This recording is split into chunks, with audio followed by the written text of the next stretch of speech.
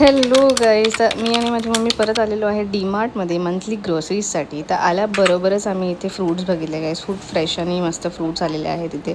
माझ्या मम्मीची सुरुवात झाली तिच्या फेवरेट सेक्शनपासून आणि मम्मीने घेतलेले आहे काही बिस्किट्स. ते पण मम्मी विचार करत होती की घेऊ की नको. आणि पुढे बघा, सगळ्यात मोठं कन्सर्न हे आहे की घ्यायचं तर ठीक आहे, पण खायला टाईमच नसतो आमच्याकडे. काय बोलतो मम्मी?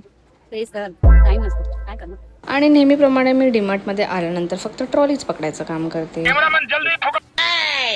तर गाईज, आजचा प्लॅन होता थोडीशी शॉपिंग करून पटकन घरी जायचा, पण माझ्या मम्मीचा प्लॅन काहीतरी वेगळाच होता. गाईज, डीमार्टचा हा नियमच आहे, तुम्ही किती पण मोठी लिस्ट आणा, पण तुमच्या मम्मीची लिस्ट त्याच्यापेक्षा दुप्पटच असते आणि त्याच्यासाठी आपण काहीच नाही करू शकत. आणि मेरे अंदर का बचपना भी नाही जात आहे गाईज, आणि तो असलाच पाहिजे, ठीक आहे. आणि मी इथे आल्यानंतर हे फिफा वर्ल्ड कपचे नवीन हे कोको कोले पण बघितले आणि माझी मम्मी हरवली गाईज. आणि मी तिला शोधत होती, मला भेटतच नव्हती आणि फायनली भेटली. बघा कुठे आता ही इकडे साबणं बघते, काय करते.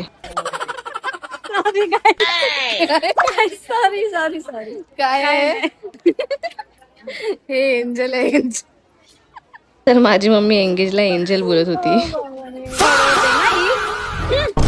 बॉडी वॉश वापरूया ना, आता घेतले ना साबण, हे तरी व्हायला पाहिजे आपल्याला. ते 600 रुपयाला